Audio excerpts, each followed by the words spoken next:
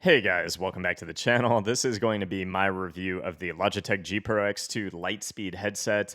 I think a lot of us have always wanted the total package to be able to not have an amp or a DAC to drive IEMs or headphones, to be able to just have one package, especially one that's wireless and you don't have to fiddle with wires, that is good enough for competitive gaming to be able to do away with all of the other things.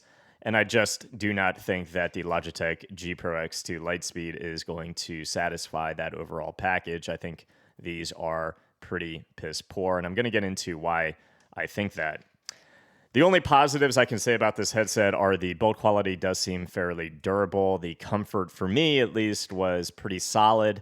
And overall, the buttons on the side of the headset all work and serve their purpose and feel pretty good. Overall, I do like the white design. I think that it is maybe a little bit too similar to the original design, but I do think that overall it is a pretty good looking package in terms of how gaming headsets go. And of course, you have Bluetooth functionality, the volume knob, power, everything really that you need, including the microphone mute on the left side of the headset. Overall, I am going to say that this headset is not anything I would ever recommend. Coming from a history of professional CS, this is something that is so far behind the curve for literally everything that is kind of coming out nowadays from an IEM perspective that is just getting increasingly better and better and better from a $19.99 to $49.99 perspective. So do these fall behind a lot of the IEMs that I have tested, like the Kiwi Ears Quartet at $120, the Critical Truth Ear Zeros at $49, the Dunu Kimas, everything on my budget list in terms of IEMs really just outshines this headset by leaps, miles, and literally planetary galactic realms of a difference in competitive gaming audio. I've had the opportunity to test these, of course, in Apex Legends, Counter-Strike, Valorant for hours and hours and hours. One of the things I can say is that in Valorant Deathmatch, these almost seem as though they are passable. There's not really a lot of distance between you and enemies that are kind of approaching you in a Valorant Deathmatch perspective.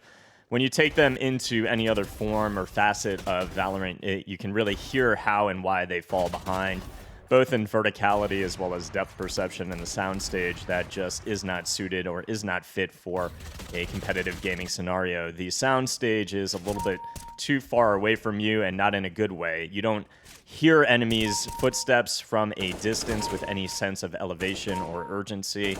Depth perception is extremely poor and verticality is extremely poor as well. So in Apex Legends and in Valorant, when you are in an actual scenario, it is sort of the same issue. For either of those two titles, when somebody is in front of you, directly in front of you, and you're facing them, you hear audio in that broad sense of direction in front of you.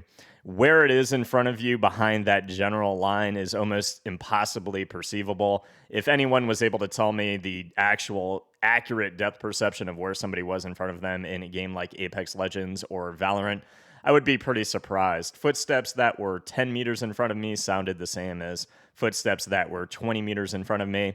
I think that the tuning of this headset does not do a good job in separating and elevating footsteps over other things in the tuning.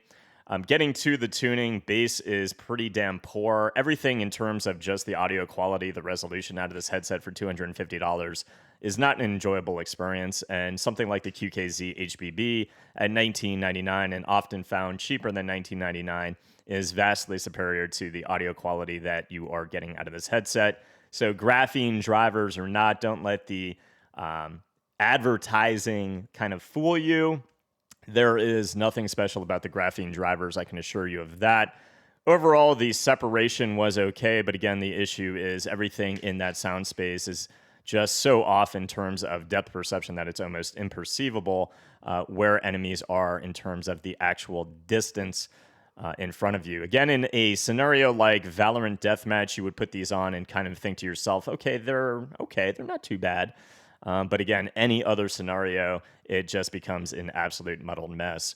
Getting to Apex Legends, there really is no redeeming factor to this headset. Depth perception is one of the most integral things in Apex Legends, and when you swap to something in the same price range as the Logitech G Pro X2 Lightspeed headset, like a nice headphone, the Sennheiser HD 560s, the difference in depth perception is so instantaneously noticeable, as well as the audio resolution and the micro detail.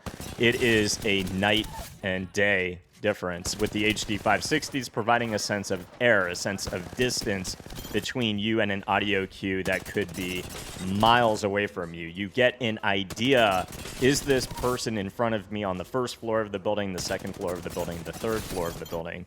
You are able to have an accurate detail retrieval regarding where exactly that information, that audio cue, is coming from.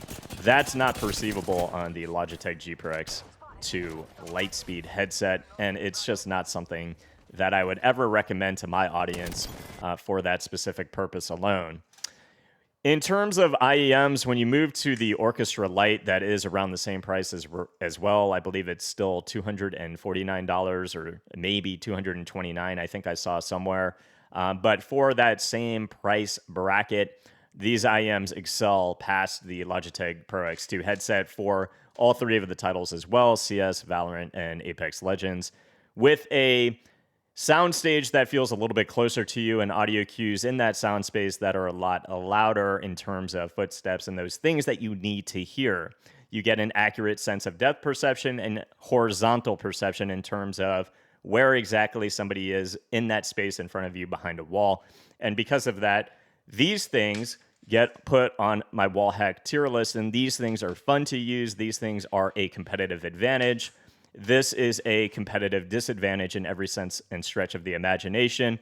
And if anybody recommends this to you, I don't really know what to say other than the fact that they maybe have not put as much time into testing things for competitive gaming as other reviewers. But this is so far off from everything on my budget list in the description below in terms of IEMs, everything on my Wallhack tier list, everything on my IEM Wallhack tier list.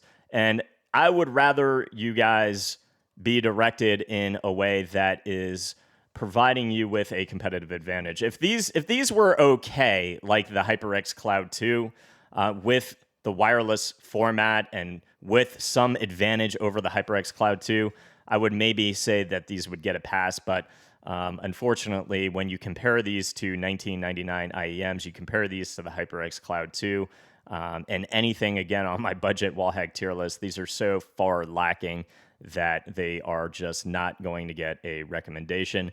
These are going to go back into the box. They're going to go back to where I purchased them from, and I will never be seeing them again.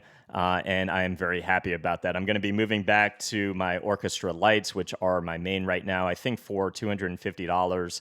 They are anything you guys see in the description below in my top 5 for IEMs or in my Wallhack tier list.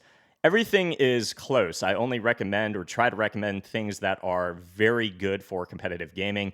And anything in my top 3 or my top 5 is going to be pretty damn close. I would say once you get kind of past that top 5 mark, you start to see a wider gap between things. But a lot of the IEMs are exceptionally good, and a lot of the headphones in my Wallhack tier list are exceptionally good. It really depends on the fit, the comfort, what kind of tuning you prefer. Right now, my number 1 is the HD 560s or the 900 Pro X in terms of headphones. My number 1 would be the Orchestra Lite or the Zen's Top for IEMs. That's going to be it for this video, guys. Again, not something I can recommend for the general purpose of the fact that there is a imperceivable sense of depth perception. I would give verticality a 5 out of 10. There's just not a whole lot of redeeming factors for the Pro X to Lightspeed headset, and I think that the tuning is nothing that I would ever recommend for a music listening experience or being able to transition from gaming to Netflix, anime watching. Just not a pleasant tuning and one that's not good for gaming. I hope that helped, guys. If it did, please leave a sub to the channel, and I'll see you guys in the next review. Peace.